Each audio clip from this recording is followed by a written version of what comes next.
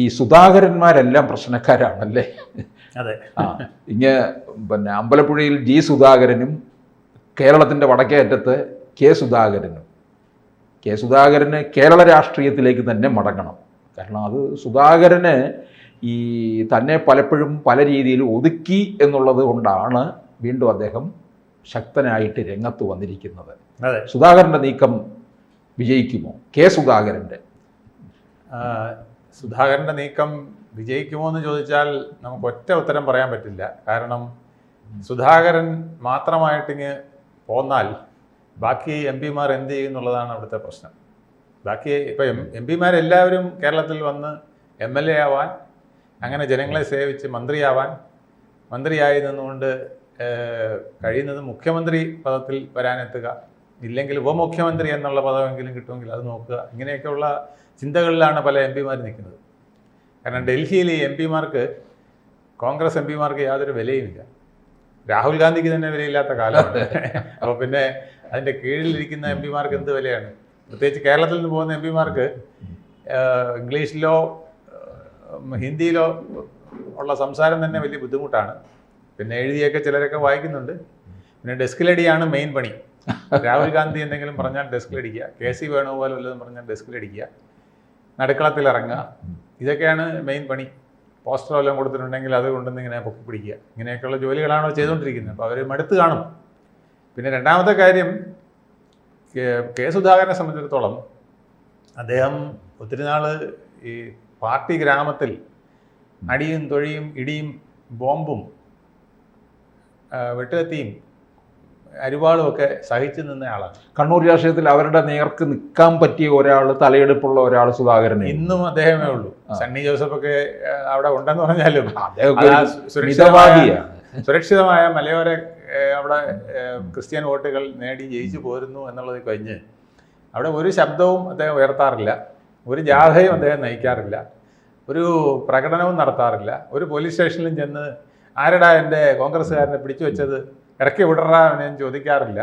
അതൊക്കെ ചെയ്യുന്നത് ഈ വയ്യാത്ത കാലത്തും അതെ കെ സുധാകരൻ മാത്രമേ ഉള്ളൂ. അതുകൊണ്ട് അവിടുത്തെ കോൺഗ്രസ്സുകാർക്കെല്ലാം നെഞ്ചുവിരിച്ച് നിൽക്കാം.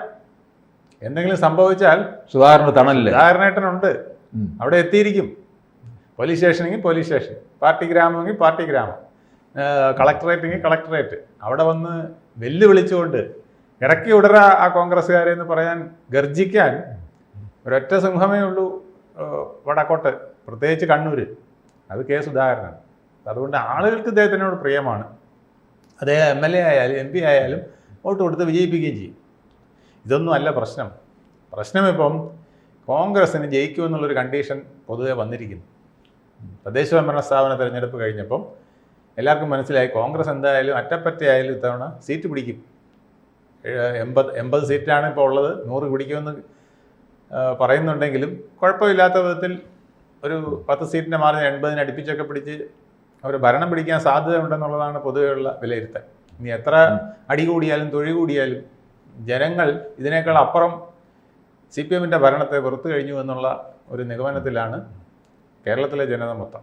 അപ്പം അതുകൊണ്ട് മിക്കവാറും വോട്ട് ഇങ്ങോട്ട് നല്ല രീതിയിൽ കുത്താൻ സാധ്യതയുണ്ട്. വടക്കോട്ട് പ്രത്യേകിച്ച് കണ്ണൂർ മുതൽ ഇങ്ങോട്ട് ഏതാണ്ട് കോട്ടയം വരെ, പിന്നെ ആലപ്പുഴയും കൊല്ലമൊക്കെ ഉള്ളു വല്ലതും മാറി ചിന്തിക്കുന്നത് എന്നുള്ളത്. അതും ഇടതുമുന്നണിക്ക് അനുകൂലമായിട്ട് വരുന്ന സ്ഥലങ്ങളിലൊക്കെ ഇപ്പം വേറൊരു സുധാകരൻ ഇറങ്ങിയിട്ടുള്ളതുകൊണ്ട് എങ്ങനെ വരും?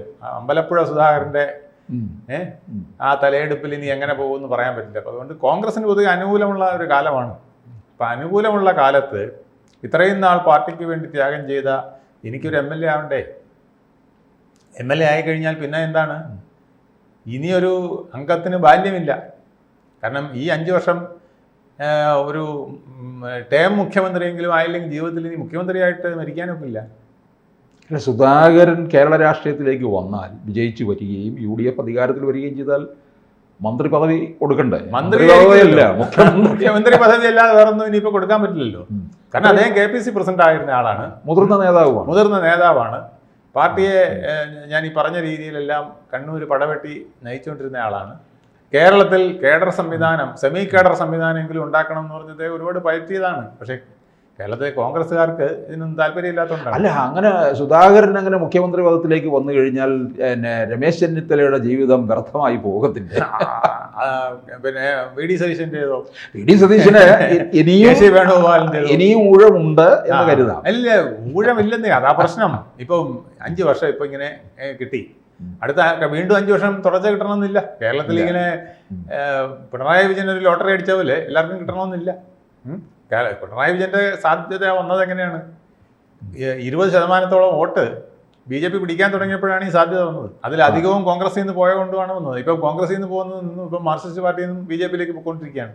അപ്പം എല്ലാം മൊത്തത്തിലൊന്ന് മാറി മറിഞ്ഞുകൊണ്ടിരിക്കുകയാണ്. അപ്പം എന്തായാലും ഇനി 5 വർഷം കഴിഞ്ഞാൽ ചിലപ്പം പിന്നെ കോൺഗ്രസിന് തന്നെ അധികാരത്തിൽ വരണമെന്നില്ല. അവിടെ ഇനി കോലീബി സഖ്യമോ പിന്നെ ഇനി പിന്നെ ഭീമാ സഖ്യമോ ഏതാ വരുന്നതെന്നൊന്നും പറയാൻ പറ്റില്ല.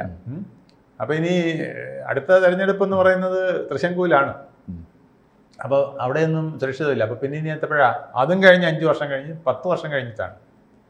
അപ്പം 2036 ഇനി പിന്നെ ഒരു സാധ്യതയുള്ളൂ. അത്രയും നാളത്തേക്കൊക്കെ ഇനി പിടിച്ചു നിൽക്കാൻ രമേശ് ചെന്നിത്തലയ്ക്ക് പറ്റുമോ? കാരണം എന്ന് വെച്ചാൽ 70 വയസ്സ് കഴിഞ്ഞു.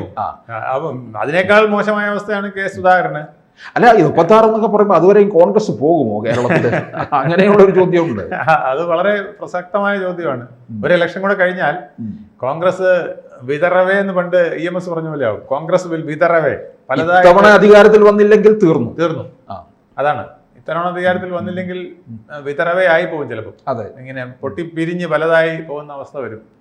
അപ്പം അതുകൊണ്ട് മുഖ്യമന്ത്രി ആവാനുള്ള ചാൻസ് ഇപ്പോഴുണ്ട്. അതുകൊണ്ട് കെ സുധാകരൻ നല്ലപോലെ പയറ്റും. അദ്ദേഹത്തിനെ സംബന്ധിച്ചിടത്തോളം അദ്ദേഹത്തിനാണ് കൂടുതൽ ആരോഗ്യ പ്രശ്നം, കൂടുതൽ പ്രായത്തിൻ്റെ പ്രശ്നമൊക്കെ നിൽക്കുന്നത് ഇപ്പോൾ അദ്ദേഹത്തിനാണ്. അപ്പോൾ അദ്ദേഹത്തിനായിരിക്കും മുൻഗണന കൊടുക്കേണ്ടത്. അങ്ങനെ വരികയാണെങ്കിൽ കാഷ്വാലിറ്റി വെച്ചിട്ടാണെങ്കിൽ മുൻഗണന കെ സുധാകരനാണ് കൊടുക്കേണ്ടത്.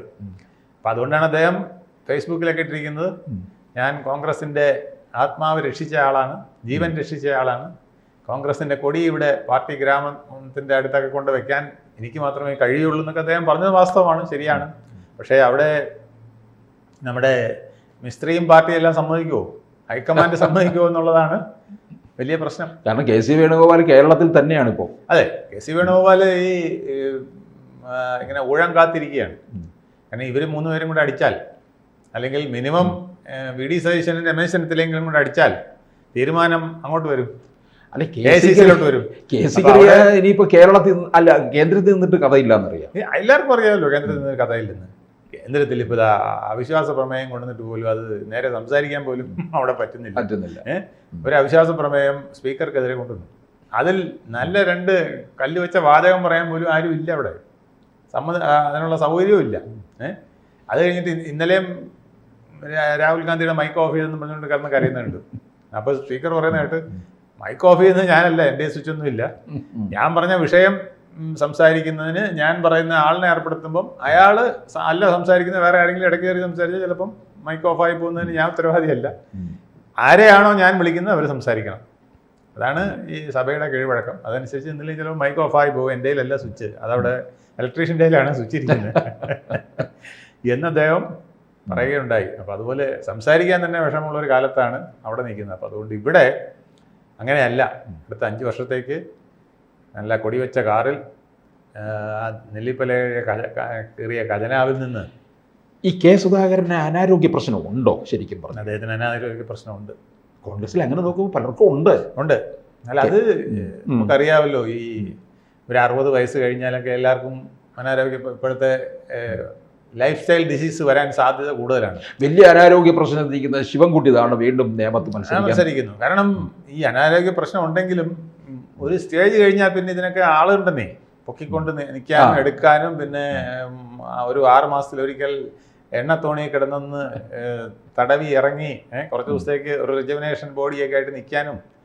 പിന്നെ നല്ല കാറ്, നല്ല വണ്ടി, നല്ല ഭക്ഷണം, അണ്ടിപ്പരിപ്പ്, ഇഷ്ടം പോലെ അതൊക്കെ വരുമ്പോൾ എല്ലാ രോഗങ്ങളും ഒക്കെ മാറും. പിന്നെ ആളുകൾ ഇങ്ങനെ ആരാധനയോടുകൂടി ഇങ്ങനെ കാണുമ്പോൾ സാർന്ന് മനസ്സിൽ പിന്നെ പഹയൻ എന്ന് വിചാരിക്കുന്നെങ്കിലും അവിടെ വരുമ്പം സാറെന്നല്ലേ വിളിക്കുന്നത്. അപ്പം അതുകൊണ്ടൊക്കെ എല്ലാവർക്കും ഒരു ഉന്മേഷം കൂടും. ആ ഉന്മേഷ കാലത്ത് ഇങ്ങനെയൊക്കെയുള്ള ഗുണം പിടിച്ചു പറ്റണം, ഒരു മുഖ്യമന്ത്രി ആവണം എന്നുള്ള ആഗ്രഹം ഉണ്ട്. പക്ഷേ ഭരണഘടനാ പ്രകാരം മുഖ്യമന്ത്രിക്ക് ഒരു മുഖ്യമന്ത്രിയെ പറ്റുള്ളൂ. ഉപമുഖ്യമന്ത്രി ആണെങ്കിൽ 2 3 ഒക്കെ ആയാലും കുഴപ്പമില്ല. അല്ലെന്നുണ്ടെങ്കിൽ പിന്നെ ഓരോ വർഷവും മുഖ്യമന്ത്രിമാർ മാറ്റിക്കൊണ്ടിരിക്കും. അല്ല, അതാണ് അടുത്തൊരു പ്രശ്നം. അല്ലെങ്കിൽ ഒരു 5 മുഖ്യമന്ത്രിമാർ വെച്ചാൽ ചിലപ്പോൾ ശരിയാവുമെന്ന് തോന്നുന്നു. എന്തായാലും നല്ലപോലെ ഈ ഗുണമുള്ളൊരു കാലമാണ്. ആലിപ്പഴം പഴുത്ത് നിൽക്കുകയാണ്. അപ്പോൾ വായ്പുണ്ണുകൊണ്ട് കോൺഗ്രസ്സുകാർ ഇതിനെ നശിപ്പിക്കരുത് എന്നേ നമുക്ക് പറയാനുള്ളൂ. കൂടുതൽ വാർത്തകളും വിശേഷങ്ങളും നിങ്ങളിലേക്ക് എത്താൻ ABC മലയാളം സബ്സ്ക്രൈബ് ചെയ്യുക, ബെൽ ബട്ടണും അമർത്തുക.